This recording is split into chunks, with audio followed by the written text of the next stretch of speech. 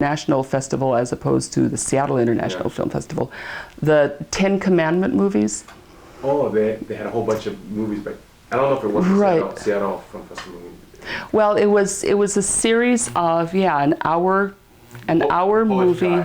An hour movie with each one of the Ten Commandments. And the very last film was about a stamp collector and eventually working out, he had to give up a kidney to get a stamp. Well, I saw this movie before Jordan was born. Jordan's father, my brother, is a stamp collector. I mean, he inherited from John, his best friend who died of AIDS, a stamp collection, a very serious portion of his stamp collection. I mean, like real stamps. I mean, stamps worth money. And I saw this movie and told David he really needed to see it. He really needed to see it if it ever came up again. And then all of a sudden Jordan is born and Jordan needs a kidney and here's David and all these stamps. I'm going, oh my God, real life, it's happening, it's happening. I know that was a very strange connection. It's like, geez, don't see movies before important events because it'll probably affect what's actually going to happen. But that was odd. That was definitely odd. But Jordan is, because of the kidney thing, he's going to be small, and I keep thinking, gee, if I wanted to be a stage aunt, we could start making movies with Jordan. He's one of those kids that producers will love because he's going to be little forever. You know, he can play age 9 up until he's 15 probably. But neither of us, we talk about it, but nobody's had the energy to actually turn him into a film kid. Although he's insanely cute, he would be perfect. But not quite ready to be stage parents yet. Any other past owners you think I should talk to, or because you mentioned, I guess, Diane or something. Any way of getting in touch with her, or I have no idea if I know her, know her last name or know her. I always see her on the boards when I don't see her at the film festival. I see her through the years on the boards. Who would know? I know that she lives really.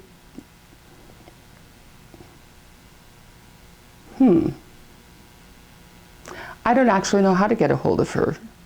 Maybe during the film festival, I was to be doing this, you know, hopefully get the last week of the festival and catching these people. Yeah. I think I know who she is, but I don't know. Yeah, she's small and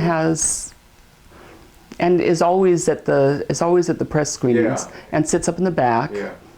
And yeah, she manipulates childcare so she can go.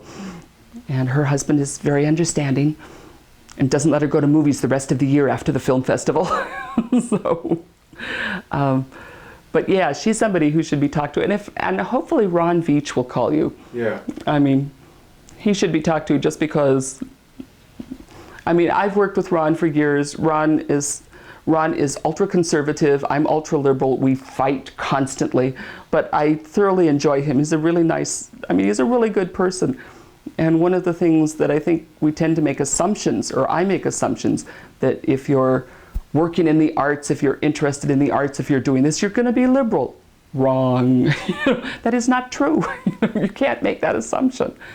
And we like a lot of the same movies. We like a lot of the same things. We just fight over Rush Limbaugh and people like that.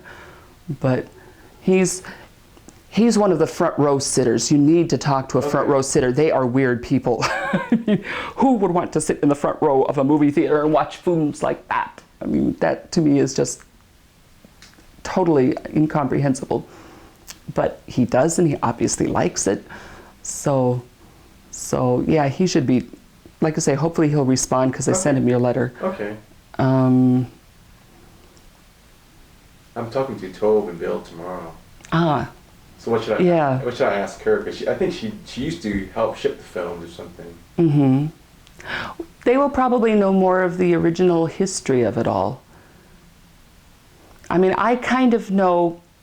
You're good. You're one of my better interviews. my top 3 interviews with Marge, Sly, and you, and Steve. Well, see, if you get me going, it takes me a while to warm up, but once you get me going, I get to be. You're good. Perfectly awful. I know a part of the history because when I came to Seattle, one of my friends, talk about alternate names, Agnes Tomorrow. Now, we went to college together, and she ran away to become a hippie in San Francisco. And Agnes moved back here, and she changed her name to Agnes Tomorrow. And Agnes came back to Seattle before I did, and she knew Daryl when he first moved to Seattle, and she knew the whole crew, and she was there during the very first film festival things because she was a student, and knew all of that. So when I moved back to Seattle, I sort of knew a little bit about the film festival through Agnes. I mean, she knew these people, would introduce me to these people when I would see them, but I wasn't kind of connected. I mean, if she weren't so smart, she would be a really traditional groupie. But she's much too smart to really be a groupie. I mean, she's really smart. The only person I know who got 800s on our college boards. And she had kind of introduced me to that the whole essence of it. I just wasn't a part of it until I needed to escape, until I needed to not be here. And then I walked into the theater and stayed. Movies, going to movies are kind of strange because it's a nightlife, and since I work a graveyard shift, and I have for 17 years now, I'm kind of a vampire person anyway, and I really like being inside movies at night, and it's kind of like a little womb. You sit there in your little chair, and there's all this stuff going on around you. And you come out, and sometimes when there's still daylight, it's horrifying. It's like, ugh, blinding, take this away. Yeah, this year I had a good time because that's where I talk about my life full of disasters. I've been on a self-destruct mode of late. I don't know why, but right before the film festival, my left eye started hurting. And I went to the doctor, and they said, oh, well, there's some incredible name for it that sounds like a computer printer, but basically it's dry eye. And the doctor said, well, if it gets really bad, if it gets really painful, because I would wake up in the morning and my eye would be like stuck shut. And she said, what we do is we scrape the cornea. I said, that sounds really painful. And she said, well, it's uncomfortable, but we can give you pills and that will help. And I said, but how, I mean, I'm going to a film festival. I can't be doing this right now. I need to see. And she said, well, the cornea heals in about 5 days, so it should not be a problem. And I said, okay, well, let's just do it, and I'll get it over with before the film festival. Well, they put little drops in your eyes, and you sit there and you look into this machine, and while you're looking at them, they scrape your eyeball, and you don't feel it because your eye is numb. But after the stuff wore off, this was not mild discomfort. This hurt like hell. And of course, the medications they give you knock you out totally. So I slept for the next 3 days. And it was true, the cornea did heal, but the cornea healing is not the same thing as your vision coming back. That was a totally different thing. So I've spent this film festival kind of lopsided, talk about changing seats. I kept having to change seats because only my right eye worked. My left eye was kind of fuzzy on the edges. And through the whole film festival, I kept cursing my doctor, going, you didn't tell me I'd missed seat. And I would call them back, and they'd say, well, we just assumed you would know that. How am I going to know that if you don't tell me? But that was my trauma for this film festival, was not being able to see, plus having my silly old diabetic dog here. And next film festival, I'm going to be healthy all the way through. I'm not going to have any traumas. And I'm going to see more than 77 movies. I have this down now. That's impressive, though. Mm-hmm. It's not, like I say, it's not quite as many. I'm kind of learning what I really don't want to see or what will pick up. I mean, if a choice between a foreign film and an American film, I always go for the foreign film because they're not going to come back. But a lot of the ones that are going to show up on video, that are going to, I can pass those up unless there's a really good reason to see it on a wide screen. But the obscure ones, I want to see all the obscure ones, even the bad obscure ones. I mean, because they're a one-time only. You're not ever going to see them again. And I don't know if you remember, there was a movie, Verhina, I think it was called. I don't remember that. God, it was so wonderful. I want it back. I want to see it again. I want it.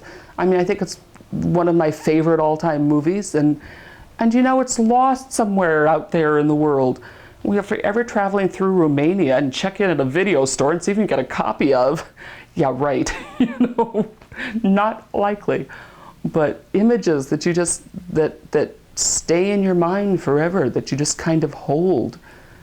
And those, and you find in the film festival, you know, we're all really good about knowing that we all have different tastes, and there are movies that some of us will love and some of us will hate.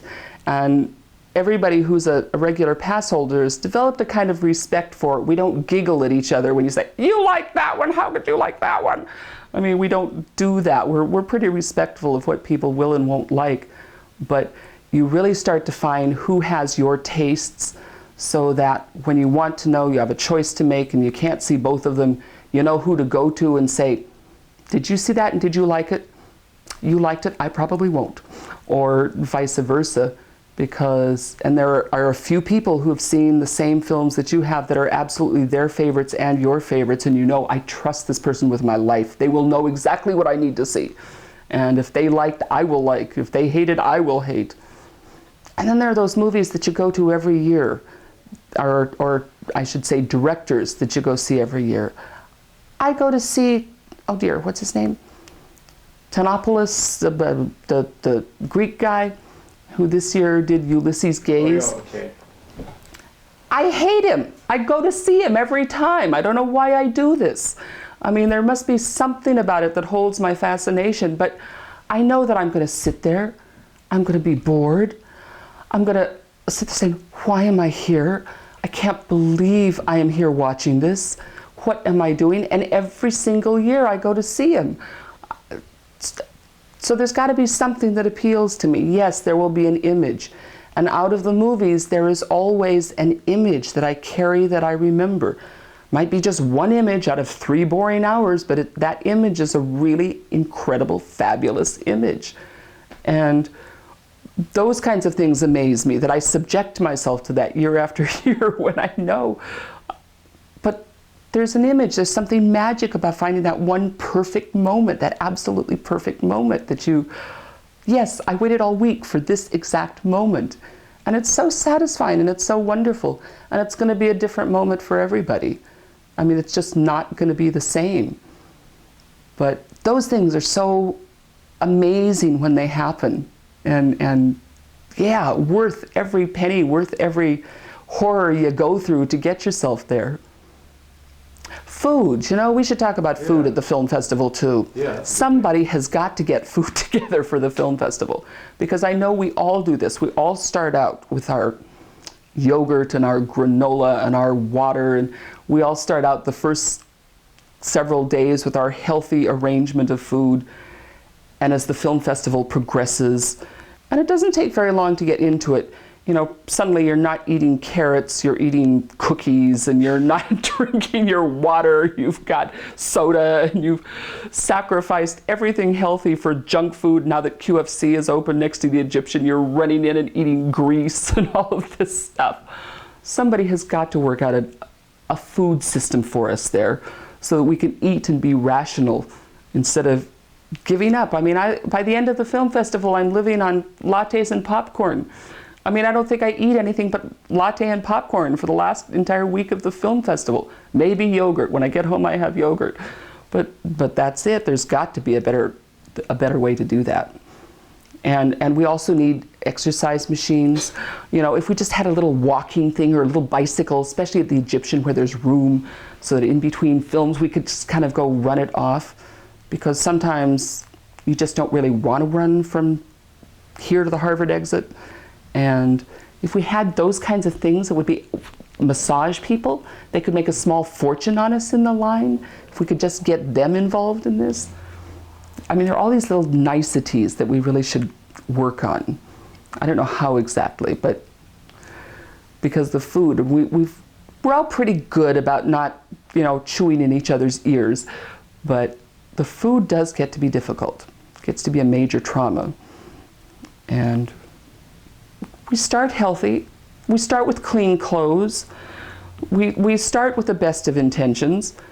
And by the end, it's like, the jeans don't stand up by themselves yet. I guess I can wear them one more day. Because who has time to do their laundry? I mean, you don't have time to do your laundry. You don't have time to clean the house. I mean, you have to organize for the festival. You pay all your bills because who's going to even go through the mail, let alone pay the bills? And it takes more organization than people are aware of. I mean, outsiders, this seems like you just go to movies, right? No, you have to organize your whole life for a month to make it work. And that's important. But wouldn't give it up for the world. I'll have you sign my book. I'll show you this. This is kind of cool. Start saying whatever you want to say. Okay, well. I guess the first thing I ask people is talk about your love of film. How'd you, your first foreign film that you first saw, and how you got in the festival, and things like that. My parents used to take me to foreign films at the Varsity, as a matter of fact, when I was a kid. And one of the first ones I remember was, there was one about climbing Annapurna. It was a documentary, and I remember it because it was a handheld camera, and it was the first time I learned that I get really motion sick in films that have a lot of movement. And even to this day, if I don't take a motion sick pill, I can't look at movies that are handheld cameras. Like Unzipped 2 years ago, I didn't realize how bad that was going to be, and I wanted to see that movie so badly. I sat in the Harvard exit with my eyes closed and listened to it, and every once in a while I'd just kind of open my eye and look, and then I'd look down again. But there was some other British film about, today it would be some sort of a TV pot boiler, show up on Lifetime or something, about two sisters that were visiting in Paris, and they go to their rooms at night, and one gets up the next morning and her sister's gone, and the room she was in is gone. I mean, it doesn't exist, and everybody denies that they were there. But I remember that film, and I couldn't have been more than 8 or 9. I want to switch mics, I think. This is a better Okay. mic. So I can unwire you.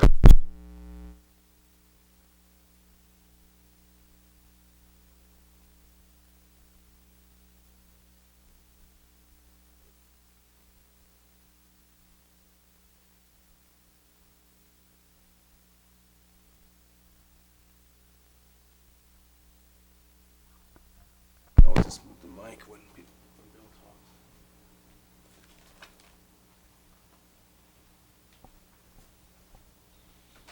That's good enough to pick her up from there. Yeah, this is a more direct mic.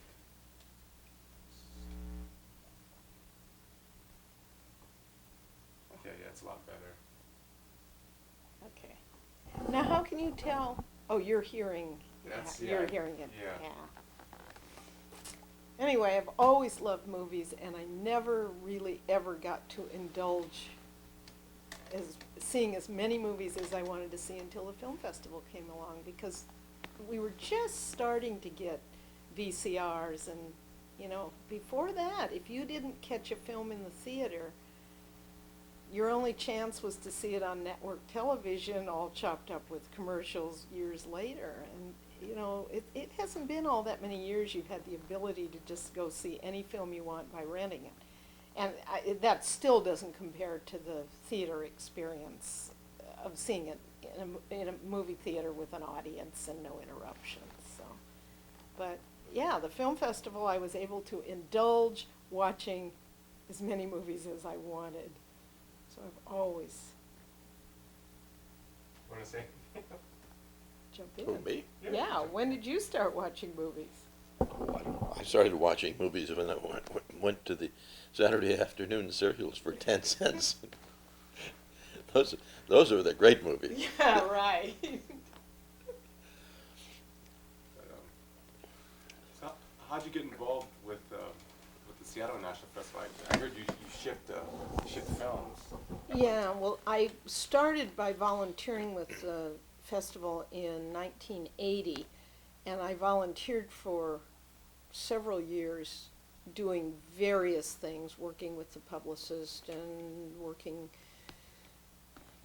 generally just the sort of gopher stuff that the volunteers do. But then I got hired. John Teagarden moved to a full-time job, so I took the office secretary job, a paid job, and then the next year I did shipping. The next 2 years I did shipping for the festival, which was also a paid job. And Daryl recommended me to the Hawaii Film Festival, and so I went over and shipped for them 1 year. So, but since then, I've just been buying a ticket and sitting at my seat and enjoying movies. So, yeah. Were there any horror stories in terms of shipping? Reels not. They come Oh. out from reels not. Oh, yeah, I mean, every year there are, but even the years that I ship, let's see, one time, it was a Greenaway film. It came without the last reel, and you don't realize that until the shipper doesn't realize that until the projectionist goes to build the film up and comes in and says, "Is there another reel of this film somewhere?" And I think that film they managed to get an Air Express and got the last reel in time. There was one time a film showed up, and we had a very close deadline on it, so we had just gotten it from somewhere, and it was to go immediately on to somewhere. The projectionist went to build the film up, and the film was, I don't know, an Iranian film with German subtitles. We didn't show that one. One time I got a film, it came from Asia, and it got in at SeaTac on Friday night about 5 o'clock. It was to be the 7 o'clock film. I was out there, I got it cleared through customs, I raced through town, got it to the theater, they built it up, showed it at 7, they broke it down, I grabbed it and had it back at the airport for a 9:30 flight. No, it must have been about an 11:30 flight to go to somewhere like Sweden or somewhere. I mean, it was just crazy, but we managed to show it. But you know, anybody who goes to it, they never see that part of it. Here it just unrolls the time that it's supposed to. But, oh, there's always shipping horror stories. A lot of the ones, the real horror stories didn't occur in Seattle because we've got good transportation. But shipping in Hawaii, that's on an island out in the middle of the ocean. I mean, there is no surface transportation, basically, if you're talking film. They do some film shipping in containers on ships, but you quickly learn that this is really a recipe for disaster. Even if the ship and the container get to Honolulu, and you can even get it cleared through customs, sometimes the freight people won't pick up the container, and you can't get into the container until it's opened at the freight office. There was a night, the big formal... The night of the closing night gala. Yeah, and it was to be the closing night film, was in a container. And finally, I got someone from the freight company. I left the dinner. I went down there, and he opened the container, and we went container diving and got the film out and got it to the theater. It was the closing night film for the festival. So there's all sorts of recipes over there for disaster. The festival in Hawaii runs over the Thanksgiving, around Thanksgiving time. And a lot of the films, we had them and shown them. They were to come to another festival here in the 48, and so those folks all have their deadlines too. I learned that I'd have a reservation for the film, I'd get it out to the airport, it's all cleared, it's ready to go, and fresh flowers in Hawaii bump all other freight. So here's all the films sitting out there as all the fresh flowers come to the 48 for Thanksgiving. So there's the film sitting there, and you're calling and saying, by the way, the film's going to be late. And you just don't, you can't anticipate all that sort of thing all the time. I loved the Iranian film. Oh, yeah. Which Iranian film are you talking Well, about? there was an Iranian film being shown at they're supposed to be shown at the Hawaii Film Festival, which was coming in, ostensibly coming in on flight. And Tove mentioned that, by the way, there is an embargo on Iranian products for the United States. And you can't even get that film in here. And they said, oh, don't worry about it, it's coming in on British Airways. And so we said, no, you can't get in there. And if it does come, you'll be thrown in jail. So we had to go down to the customs office and educate the customs folks on Artistic. what an artistic product was, and this still wasn't enough. Ultimately, we had to get the senator from Hawaii to get a dispensation to allow the Iranian film to come into the country. Tove did a great job of educating all the customs folks on the rules and regulations on artistic products. That was funny. This is something else that's a little bit controversial. I asked someone about, someone said, how come there's sometimes bad films at the festivals? And he said, sometimes distributors make you take one film if you take another film. Yeah, that's exactly what happens. You know, it's a quid pro quo. And in order to get something you've heard really good stuff about, they say, you know, show the other one. I don't know a lot about the artistic side because Daryl, he and Dan and Gary Tucker really ran that part of it, and they were the real hands-on folks. But even being in the office, you hear enough to know that there's certainly that sort of thing going on, that yeah, a lot of times it's a trade-off. And sometimes they don't do it deliberately. It's in spite of everything that happens. They'll have a film scheduled, and for whatever reason, they can't get it. A reel got lost at some other festival. It got pulled by the distributor who's now sold the rights and doesn't want it at any more festivals, and a million things that can go wrong. So they'll lose a film they really want.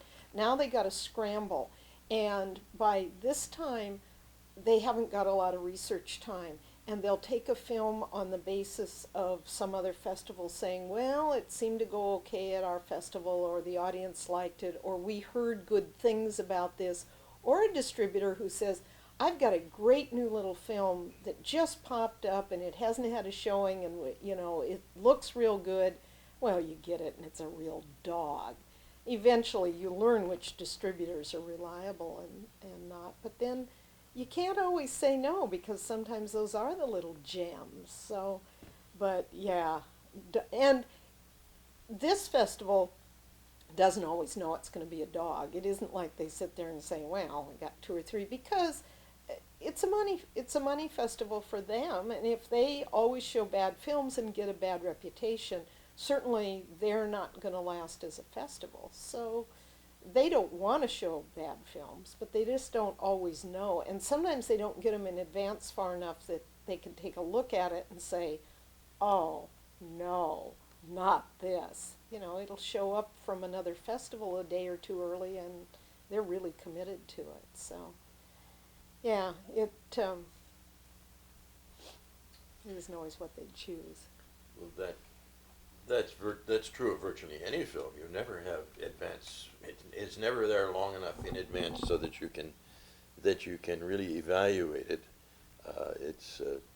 It comes in, it gets to the projectionist, he breaks it down or builds it up, and it's ready to be shown. I remember you being on the telephone with distributors in L.A. when we were in Hawaii, trying to get some idea where in the world that film was, and it was literally where in the world that film was. The last time anybody saw it, it was in Spain, bound for Iceland, and probably after that it was going to Chicago, and might be on the airplane to Hawaii 3 days from now, but you never knew.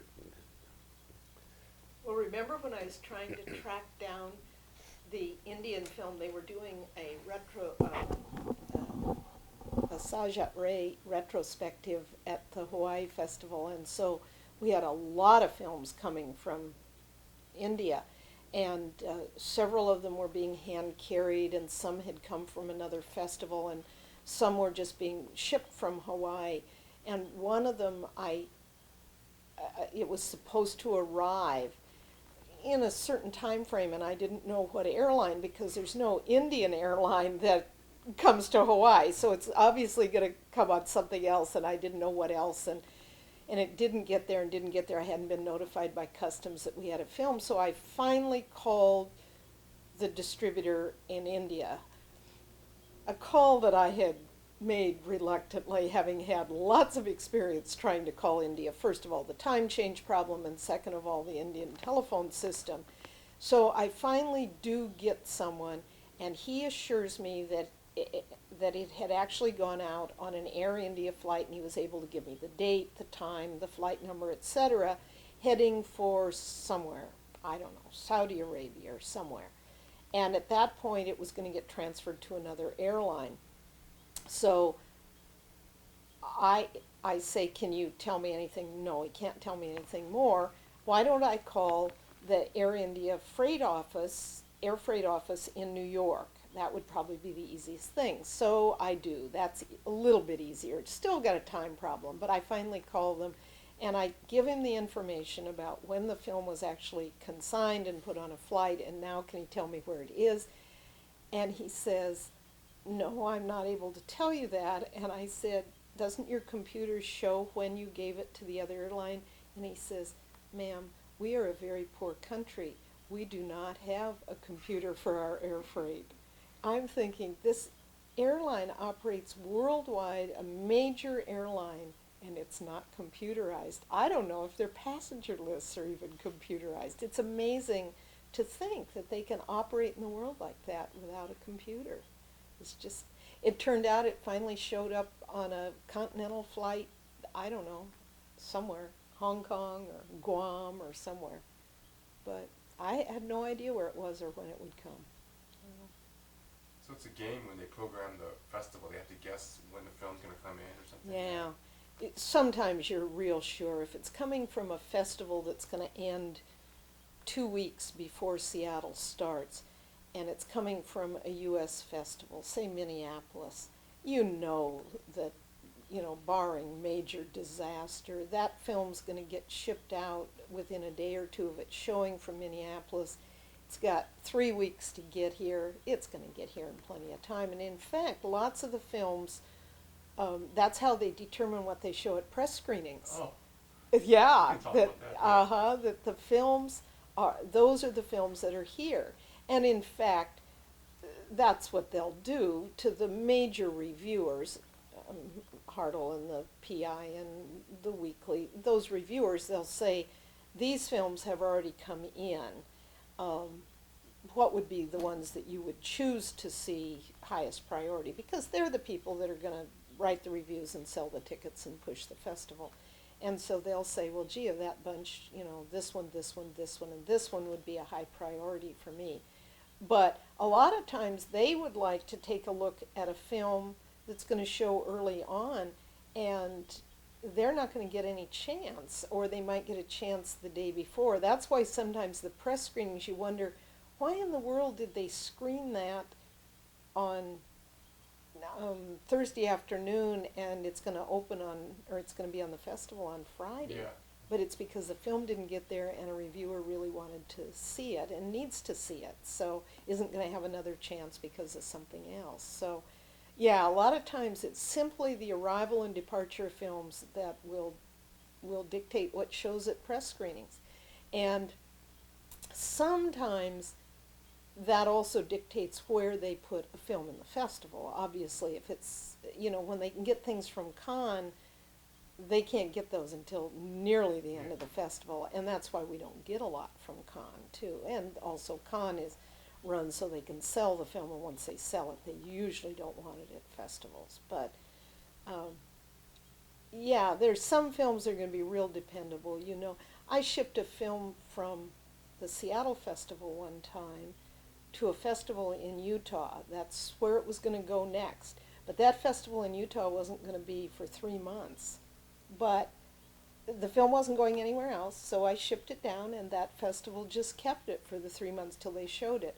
They knew they had that one. I mean, there's no question. That film was in their hands so far ahead that, yeah, there wasn't going to be a problem. So. And sometimes a film never goes anywhere. It just Yeah. stays at the festival. Well, Nobody yeah. wanted it. Yeah, well, The stuff, it's just stored there. You don't know what to do with it. yeah. What was the Indonesian film that sat in cans in Seattle for years? For all I know, it's still sitting there. You mean no one wanted it or something? Well, yeah, the company that made it in Indonesia had gone broke and was out of business, and apparently nobody ever had enough money to get the copy back. And the distributing company also was out of business. The Indonesian consulate wouldn't take it. They said they're not going to pay to ship it. They don't know where to ship it. It sat in cans in Seattle for years and years and years. For all I know, it's still sitting there. And it's the film about the little boy with the water buffalo. What's the name of that film? Shoot. Everybody else would know that too. Was it an interesting film? Or Oh, it was a wonderful film. We showed it at the festival once, and I believe showed it a couple, 3 years later on a retrospective. It's a marvelous film. And I always thought it'd be good for, like, Secret Fest, because they can't legally show that film. But Secret Fest, but it never showed up even at Secret Fest. And, you know, film deteriorates. I don't know what condition that's in now, and it may not be there anymore, so. But, yeah, and then one time we showed a film from China, not all that many years ago. It came from China, from the distributing company. We showed it. It was a good film, certainly as good as many films that get a distributor, but they never had a distributor. And when I put it in the cans, I sent it back to China to the distributing company. Now, as far as I know, that was its only showing in the United States. It'll never be seen again, any place, any time. It wasn't a bad film, you know. It was certainly worthy of distribution, but nobody picked it up. Nobody was interested. But you think about it, they had to spend the money to make that film, and they had to spend the money to subtitle it, because it had English subtitles on it. So it's really a shame. It was a good film, never to be seen again. Sad. How did I know we can't mention specific titles, but the Secret Film Festival, how did they choose films for that? Was it just like a potluck or something? Or? No, there's reasons. There's old favorites, of course, that people say, you know, that hasn't been shown forever and ever and ever. Certainly, sometimes they are even available on video, but they're chopped up. And let's face it, there's nothing like seeing it on the Egyptians' big screen with a good sound system, with an audience, and like a good print. So that'll be somebody's favorite, say that hasn't been shown for years and years under good conditions, you know, let's do it. And then sometimes there'll be, say, a director who's going to come with a film to the festival. He'll have some old one of his that's a favorite, or he'll say, you know, so-and-so made a film that really, if you're going to see my film, this was a wonderful influence on me for my film. So they'll show that at the Secret Fest. Or, of course, the reasons, if they could ever get their hands on films that are tied up, that never, up to that time, hadn't been on video, weren't available, hadn't had a theatrical showing, lots of times tied up in estates or something like that. If they can somehow get their hands on those, that's, of course, always good for a Secret Fest. And then Now they're doing sneak previews, which I don't like because it's a waste of your money. You can see it a couple weeks later. Later, absolutely. And I think that sometimes it gets to be a fill-in because they didn't come up with some other great things that, and some distributor says, yeah, you can go ahead and sneak this, and yeah, I don't like those as well either. I like the ones that I'm simply never going to see on the big screen in any other way. So, yeah, it's really nice. And sometimes they're new prints of archival films. Eventually they'll show up somewhere else, or that they were newly printed or restored the negatives so they can make a decent video. And we're going to see a theatrical showing, which is really nice. There is no intent for it to have a theatrical showing. They just had to clean it up to make a decent video. So that's always nice to see, because then you get to see it on the big screen. So there's, yeah, lots of stuff that goes on with that. Mostly it's stuff they can. So how's the spirit of the festival changed from, like, I guess the early '80s until now? I mean, I heard that it's less free. Steve was saying that the parties aren't as wild and everything. That's what he was telling me. Well, we hardly ever go to the parties, so I can't really comment on that. The last one I really remember, I was volunteering for the festival, and you get, regardless of what your job is, you get sucked into a lot of other stuff because there's always a manpower shortage. We did a breakdance movie as the closing night movie, and had the party at Seattle Central, where they built a floor for some local kids that were going to do breakdancing at the party.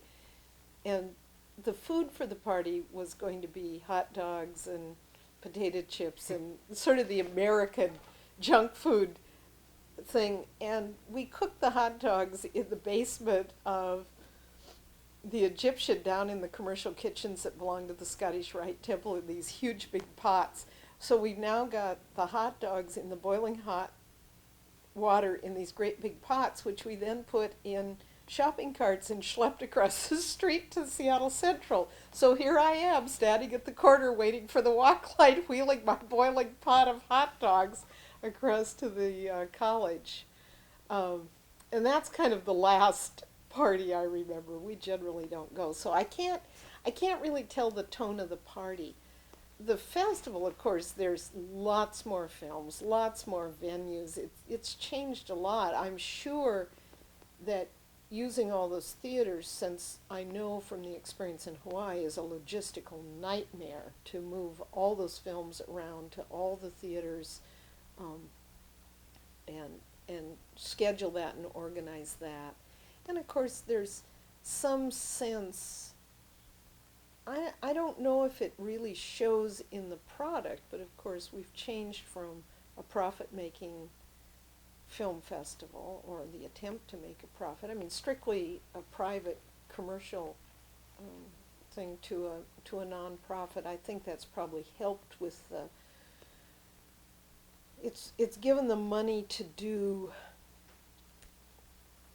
things they couldn't have done. It was always a hassle to have the money to move directors around. You have to pay for their tickets and their lodging, and their airline tickets and their lodging and their meals, and finding people to escort them, and all that involves money in one way or another, whether it's donated or the actual cash. So this has probably freed them to do a lot more of that, but it's sort of the thing that it used to be, the nitty-gritty that everybody kind of pitched in and did things ad hoc, and now it's more formal, more organized. I don't know that it's changed the actual film products a lot, because you still have years that you say, boy, this year there were more winners than losers, or there were lots of highs and lots of lows, not much in between. Or this was the year that everything was kind of medium. There were a few highs, a few lows. And that changes from year to year regardless of how it runs. And that's a combination of who picks the films and guesses and what shows up. And of course, as you well know, every one of us sees a different movie. I mean, the films that I love, somebody else will say, "You like that? I can't believe you like that." You know, Rox and I, we regularly actually agree on lots of films, but pretty regularly he'll say, You like that? I can't believe you sat through that. Or you walked? I loved that. So we had, well, the dinner the other night when we were discussing In the Company of Men, and I said how much that I really disliked that. And Ronks was really valid in what he said, that, you know, the fact that those of us who truly hate it says a lot about how good it was that we could really hate those people and hate the whole thing.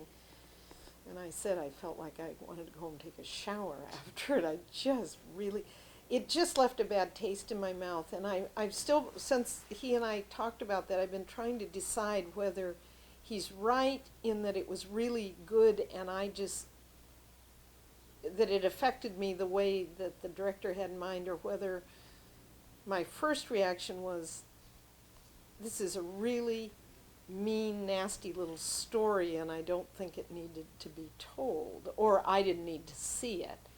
So I'm still trying to decide. But that's exactly what film is. And, you know, I see the Midnighters, I look at the audience, the line will be lined up as I'm coming out of the 9:30 film, and I look at them and I think, you know, these kids are going to love this midnight film.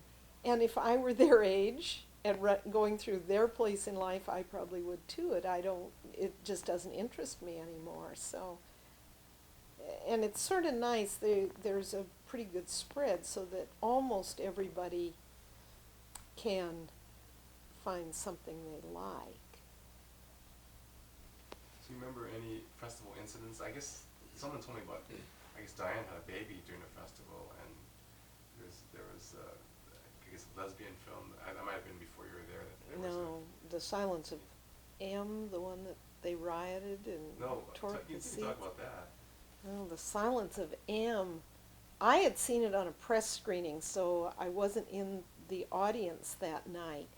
And I heard later that it was mostly and when I say the lesbian film, that's the film or that's the label they've put on it now. When I saw it, I didn't think it was a lesbian film. I thought it was a film about an incident, but apparently the audience that night was mostly lesbian, and they did not like this film, and instead of just sort of quietly walking out and asking for their money back, there was a pretty good riot in the auditorium prior to that. So, and there was some damage done, but there's been lots and lots of films. I'm not isolating a single group. There have been lots of films that have inspired damage to the theater, which is really too bad. I mean, stuff gets tossed at the screen, and the screen can't take much of that. It really damages it, and seats slashed and broken up, and concessions poured on seats and stuff like that. And you know, that's not good. If you don't like a film, you walk out, get your money back, tell the management you hated it, and stuff like that. But yeah, there's been certainly some interesting incidents. There's also been, because I see films on the screening so much, I'm not always in the auditorium. I forget about seeing it with a whole audience, a whole theater full of just average people who have spent their money to come to the theater. And that sometimes is a difference in energy. And I'll have missed a film that has caused some real high, I mean, sometimes really good stuff. There was some film that they were all got up and danced in the aisles. I mean, nearly the whole auditorium got up and danced in the aisles, and I can't. The Rocky Horror movie. Well, yeah. I can't remember which one that was. So. Oh, and then there was the Turkish film where all of the Turks came to the movie, and when the wedding song was being sung, they all sang along with it. It was a great audience movie. Yeah. And of course Frank and Ollie, when everybody really appreciated that and standing. It was the only movie I think I've ever seen where people stood up and gave him a standing ovation. Yeah, they were there your notes or anything that anything else? Jeez, well, you know, I was looking, I went to the festival, I must have gone in '79, but 1980 was the first year I volunteered. And I had forgotten some of the stuff then, but one of the films was that showed in 1980 was China 9, Liberty 37, a film by Monty Hellman. And I saw it in 1980, and it's sort of one of those movies that I think you either love it or you hate it. And I always loved it, just loved it. So I don't know what year they did a Monty Hellman retrospective. Maybe he had a new film and then they did some others several years later. So China 9, Liberty 37 was going to show on Saturday at one of those free showings. They used to do sometimes free showings. They still do those. Oh, that's right, they still do. Anyway, they were going to show it on Saturday at the free showing. So I had been telling everybody, got to see this movie. I always love this, you know, guilty pleasure, but it's a good movie. And it'll be in great shape because Monty Hellman's here and it'll show his other films. So Friday night, the night before that, we were still using the Egyptian, and I think we were using the Pike Place Market Theater that year. Market Theater, Yeah, and we had that festival van that would shuttle people back and forth. So I had gotten in the van and was going to ride down to I'd seen something in the Egyptian, and I'm going to ride down to the next film, and Randy Gustafson was the van driver, and I knew him, and several people got in the van. I mean, there were lots of people getting into the van. We're waiting to fill up. And I'm talking to Randy, and I'm asking him if he's going to come see China 9, Liberty 37. Didn't know. He thought he was going to have to drive, et cetera, et cetera. And I'm saying, boy, I love that film. That is one of my all-time favorite films. And this man behind me, who I've never seen before, says, you know, I really like that movie too. And I turn around and I say, yeah, it was just great. Where did you see it? And he says, well, I directed it. It was Monty Hellman. And I thought, thank God what I said was I loved this movie. I mean, I could just hear me with my big mouth up there saying, oh boy, there's going to be a real dog tomorrow at the festival. So I don't think you... you were, before. yeah, before you'd moved here, so you didn't see that. I guess speaking of thing I'm always curious about, how do they choose the directors that they honor? Is it just someone's whim? Or? Yeah, I have no idea. You're going to have to ask somebody who worked, you know, all the years before this was a nonprofit, because I'm assuming there's some differences now in how it's run. The artistic decisions really were always made by Daryl and by Dan. And everybody forgets about Rajiv Gupta. He was there in those first few years. He left and went to New York, and he's died several years ago. But those artistic decisions were really made by them, and other than some of the people who were very close to them that they consulted, that was not something that most of us knew about. That was always a done deal before it ever arrived in the office. It would just be, so I don't know how they got selected. Rajiv mentioned a couple like Oh, Steve and oh, Ross good. and Jeff.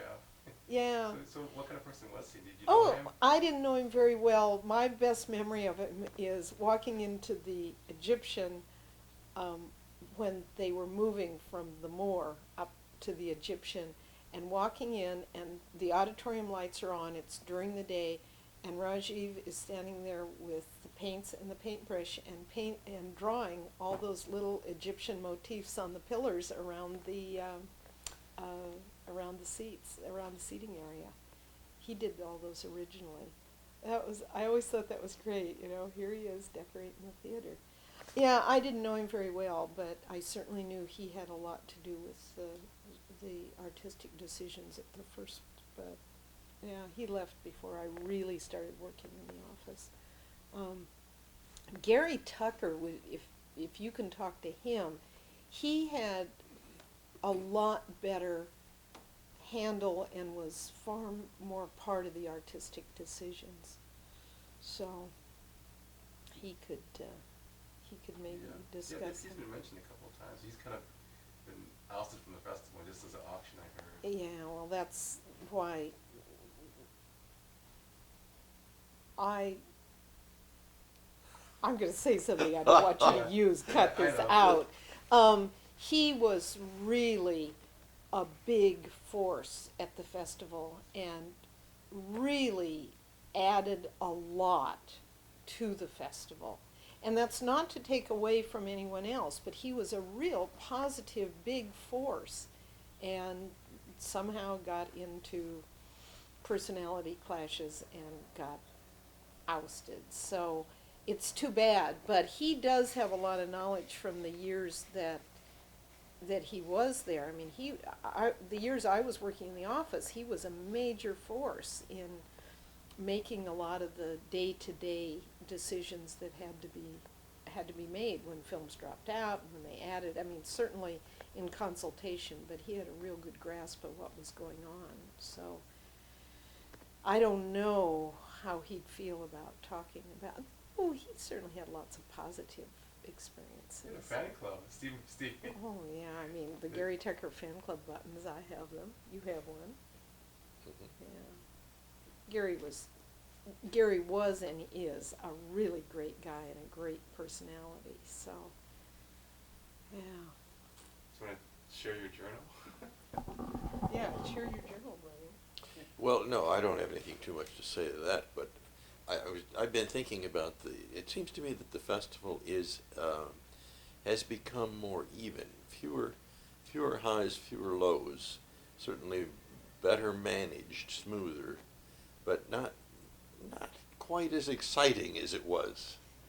And maybe that's because we're getting used to it, but do you feel that they're not quite the excitement that there was?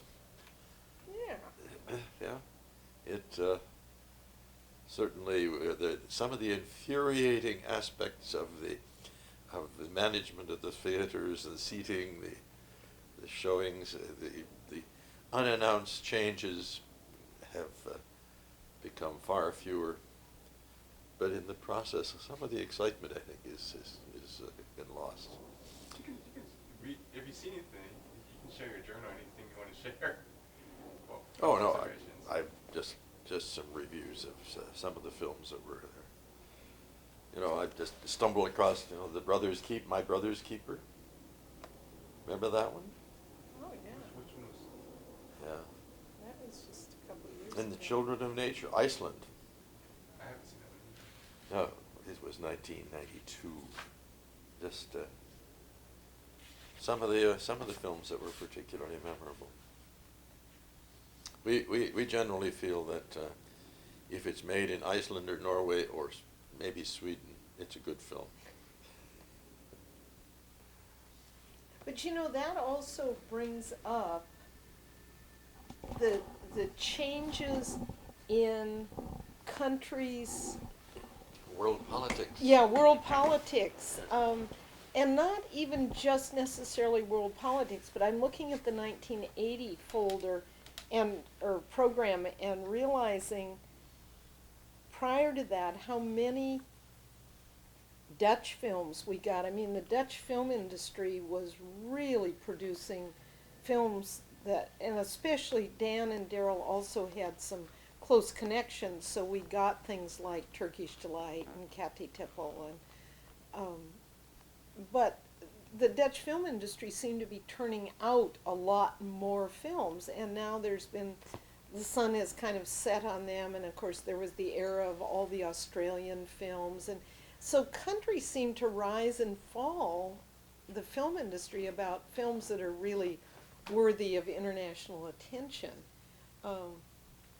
There haven't been as many Icelandic films in the last few years as there used to be, and some of the other...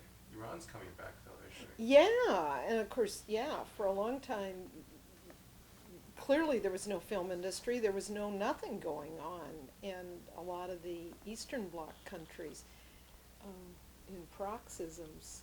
So But there was There was a period a few years ago when you got some very interesting films out of the Eastern Europe, Czechoslovakia and Hungary and even Russia. And of course, with the opening of with Glasnost, we seem to have lost some of the energy which created those films. So it's changing periods in world politics seems to have had an effect upon the film industry.